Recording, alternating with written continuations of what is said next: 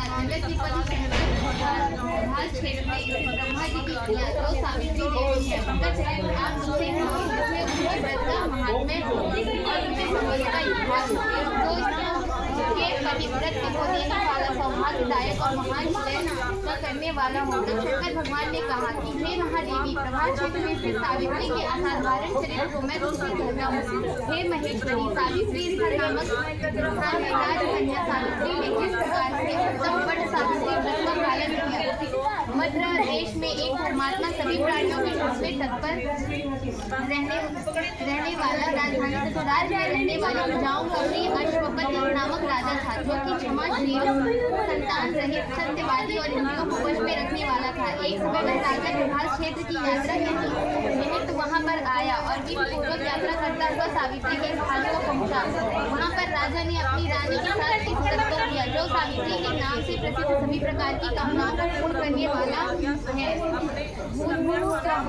इस मंत्र की साक्षात मूर्ति बनकर स्थित श्री ब्रह्मा जी की प्रिया सावित्री देवी उस राजा पर प्रसन्न हुई। कमंडल को धारण करने वाली वह सावित्री देवी दर्शन देने के बाद पुनः अदृश्य हो गई और 2 दिनों के बाद उसी राजा की देवी के समाधि वाली कन्या के रूप में उत्पन्न हुई। सावित्री की प्रसन्नता से प्राप्त तथा सावित्री की पूजा करने के बाद उत्पन्न हुई। अतः राजाओं ने ब्राह्मणों की आज्ञा से अपनी उस कन्या का नाम ही सावित्री रखा। सावित्री साक्षात शरीर धारण की हुई लक्ष्मी के समान शोभित होती हुई बढ़ने लगी और धीरे धीरे सुकुमार अंगों वाली वह यौवनावस्था को प्राप्त हुई, जिसके मध्य भाग सुंदर और नितंब भाग विस्तृत और सुवर्ण की प्रतिमा के समान दिखाई पड़ती थी। लोग उसे देखकर यही समझते थे कि यह कोई देवी कन्या है। कमल के समान विशाल नेत्रों वाली एवं तेज से अग्नि के समान प्रज्वलित होती हुई वह सावित्री महर्षि भृगु द्वारा कहे हुए सावित्री व्रत को करने लगी, जिसके आरंभ में सुंदर वर्ण वाली उसे उपवास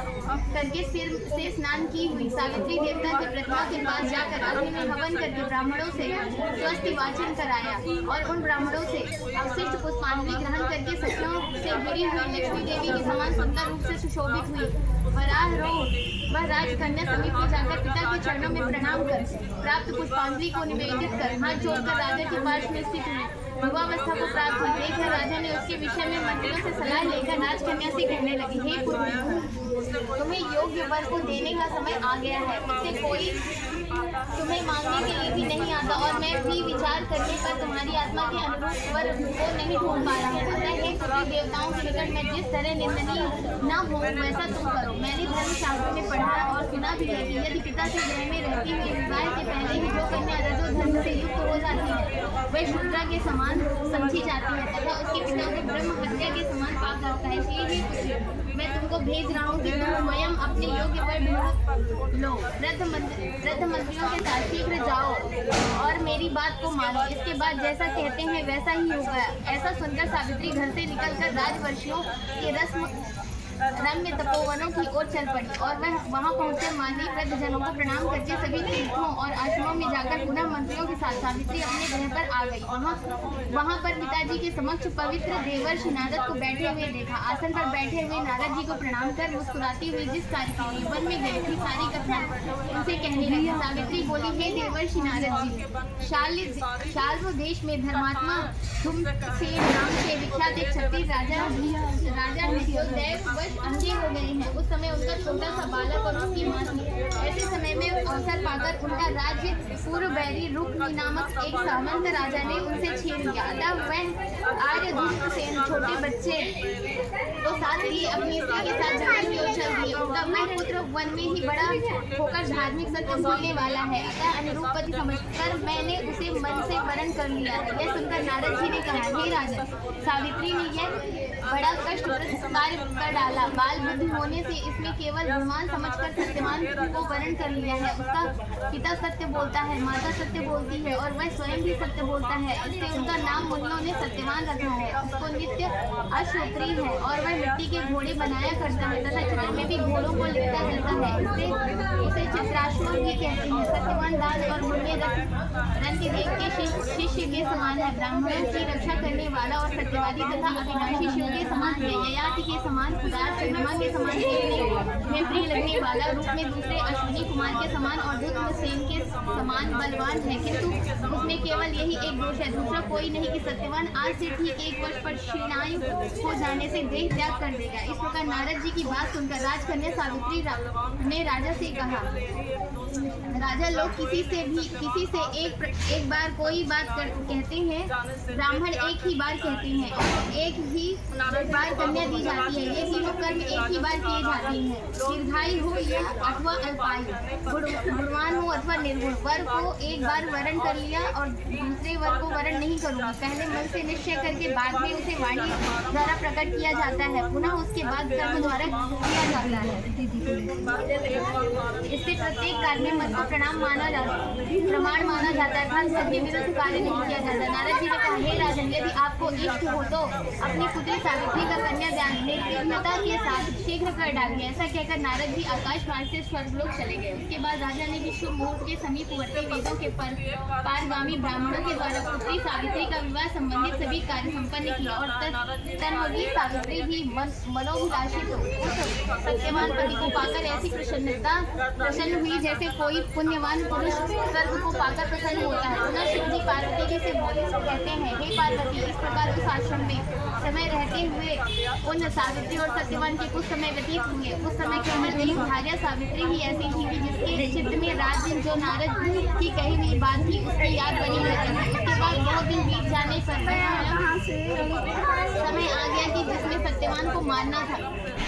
अतः सावित्री नारद की कही हुई मरण की तिथि को हृदय में गिनती हुई। ज्येष्ठ मास के शुक्ल पक्ष की द्वादशी तिथि को सायंकाल में और चौथे दिन मेरे पति को मरना चाहिए, यह सोचकर 3 रात तक निराहार व्रत रहने का उद्देश्य रखकर रात दिन आश्रम में स्थिर रूप से रहने लगी। इसके बाद 3 रात्रि बीत जाने पर प्रातःकाल स्नान कर देवताओं का तर्पण करने के बाद चारों हाथी सावित्री ने सात चतुर का पाद वर्णन किया। इसके बाद जब कुल्हाड़ी लेकर सत्यवान जंगल की ओर चला, तब जाते हुए अपने पति के पीछे पीछे सावित्री भी चली। वन में पहुंचकर सत्यवान जल्दी से समेत और कुशा तथा सूखी लकड़ियों को इकट्ठा करने जाने योग्य भार बनाने लगा। लकड़ियों को काटते काटते उसके सिर में पीड़ा होने लगी, जिससे उस कार्य को छोड़कर वटवृक्ष की एक शाखा का सहारा लेकर सावित्री से कहने लगा कि हे सुंदरी, सिर की वेदना मुझे दुख दे रही है, तब मैं तुम्हारी गोद में षड्वश होना चाहता हूँ। सावित्री से दुखित होकर कहा, हे महाबाहो, आप विश्राम करें, पीछे हम श्रम को दूर करने वाले आश्रम को चलेंगे। जैसे ही पृथ्वी पर बैठी हुई सावित्री ने सत्यवान के सिर पर अपनी गोद में रखा, वैसे ही उसने कृष्ण मिश्रित पिंगल वर्ण वाले किरीटधारी पीत वस्त्र पहने हुए साक्षात सूर्य के समान उदित हुए पुरुष को देखा। उसे देखकर सावित्री प्रणाम कर मधुर वचनों में उससे कहने लगी, आप देवताओं अथवा दैत्यों में से कौन है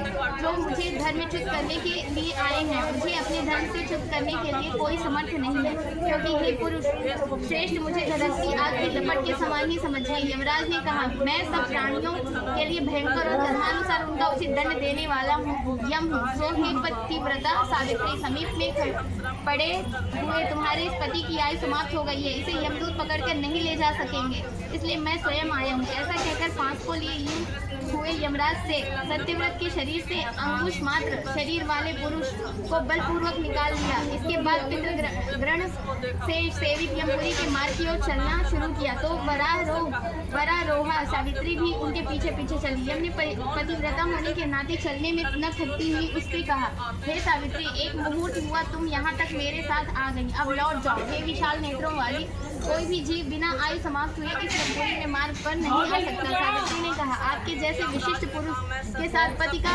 अनुगमन करती हुई मुझे कभी भी शर्म या ग्लानि नहीं हो सकती। सज्जनों की गति एकमात्र सज्जन ही है, दूसरा नहीं। इसी प्रकार स्त्रियों के गति उनका पति, वर्णाश्रमों की गति वेद और शिष्यों की गति गुरु है। इस पृथ्वी तल में सब प्राणियों के लिए स्थान है, किंतु स्त्रियों के लिए तो एकमात्र पति को छोड़कर दूसरा कोई आश्रय नहीं है। इस प्रकार से धर्म तथा अर्थ से भरे हुए सुंदर मधुर अन्य वाक्यों से भी सूर्यपुत्र ने प्रसन्न होकर सावित्री से यह बात कही। यमराज ने कहा, हे भागिनी, मैं तुमसे प्रसन्न हूँ, तुम्हारा कल्याण हो। विनय से सिर झुकाकर अपने लिए राज पाने का वर मांगा और अपने महात्मा ससुर के लिए देखने की शक्ति पाने के साथ साथ पुनः राज्य प्राप्ति एवं अपने पिता के लिए 100 पुत्रों तथा अपने लिए भी 100 पुत्रों की प्राप्ति के लिए वर मांगा तथा पति के लिए पुनर्जीवन दान एवं निरंतर धर्म की सिद्धि प्राप्त करने का वरदान मांगा। इस प्रकार वर मांगने तथा धर्मराज ने भी अभीष्ट वर प्रदान कर वापस किया। उसके बाद सावित्री पति का जीवन दान प्राप्त कर प्रसन्नचित्त होती हुई अपने पति के साथ शांति से अपने आश्रम को चली गई। उसी सावित्री ने ज्येष्ठ की पूर्णिमा के दिन सावित्री व्रत को किया था, जिसके प्रभाव से राजा को पुनः नेत्र की प्राप्ति हुई।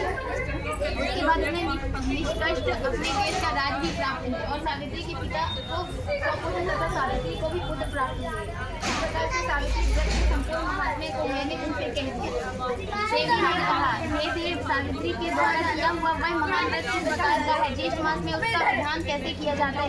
देखो, उस व्रत को देखना कौन क्या फल सो हे महेश, सनातन धर्म को विस्तार पूर्वक आप मुझसे कहें। ईश्वर जी ने कहा, शंकर जी ने, देवी सावित्री व्रत को आदर पूर्वक सुनो। हे माहेश्वरी, उस सती ने जिस प्रकार से इस व्रत को किया उसे मैं कह रहा हूँ। देव भामिनी ज्येष्ठ शुक्ल की त्रयोदशी तिथि दंत धावन कर चुकने के बाद 3 रात तक उपवास करने का नियम कर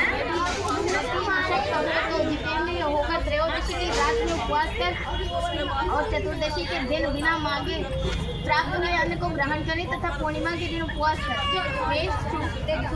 प्रतिदिन तालाब, महानदी, झरना अथवा पांडु कुंड में स्नान करने से सर्व स्नान का फल प्राप्त करें। विशेष करके पूर्णिमा में सरसों और मृतिका मिश्रित जल से स्नान करना चाहिए। एक प्रश्न अटने लायक पात्र में बाल भरकर अथवा यह शाली अन्य तिल आदि भरे, फिर 2 वस्त्र के टुकड़ों में विशिष्ट बांस की डालियों में सब अवयवों से सुशोभित सुवर्ण या मिट्टी अथवा काष्ठ की बनी हुई सावित्री की प्रतिमा को रखकर उसमें सावित्री के लिए 2 वस्त्र देवे और ब्रह्मा की प्रतिमा के लिए श्वेत वस्त्र देवे। इस प्रकार से ब्रह्मा के साथ सावित्री का यथाशक्ति गंध, धूप, दीप, नैवेद्य आदि से पूजन करें। पूर्ण तैयारी हुई। थोड़ी नारियल, खजूर, केंद्र, अनार, जामुन, जलेबी, नींबू, नारंगी, अखरोट, कटहल, जीरा, सेंधा नमक एवं अंकुरित सप्त धान्य को बांस की बनी हुई डालियों में रखकर रेशमी वस्त्र से वेष्टित कुमकुम केशर के रंग से रंगे देवे। इस प्रकार से ब्रह्मा जी की प्रिया सावित्री की स्थापना होती है। ब्रह्मा के साथ उस सावित्री प्रतिमा का मंत्र के साथ पूजन करेंगे। इतर पुराणों में यह मंत्र कहा हुआ है, जिसके पूर्व में ओमकारेण वन है। ऐसी वीणा और पुस्तक धारण करने वाली वेदों की जननी है देवी, तुम्हें नमस्कार है। मुझे विधवा न होने का वरदान दो। इस प्रकार से विधिवत पूजन करके वहाँ पर रात्रि जागरण की विधि करवाएं। गाने बजाने के साथ नर नारी जन मिलकर नृत्य शास्त्र में विशारद के साथ नाचे और हंसी खुशी के साथ रात्रि व्यतीत करें और सावित्री की कथा अच्छे ब्राह्मणों द्वारा गीत भाव तथा रस के साथ प्रभात होने तक कहलावे। इस प्रकार से सावित्री का ब्रह्मा के साथ पहनाकर सभी सामग्रियों के युक्त गृह दान देना चाहिए और वेद की ज्ञाता ब्राह्मण को सावित्री की प्रतिमा देवे, जिससे कि बाद सावित्री का जानने वाली सावित्री कथा के वाचन। हाँ, कथा हो गई, ये विधि क्या है? विधि कभी हो गई। हाँ, वापस सावित्री की जाए।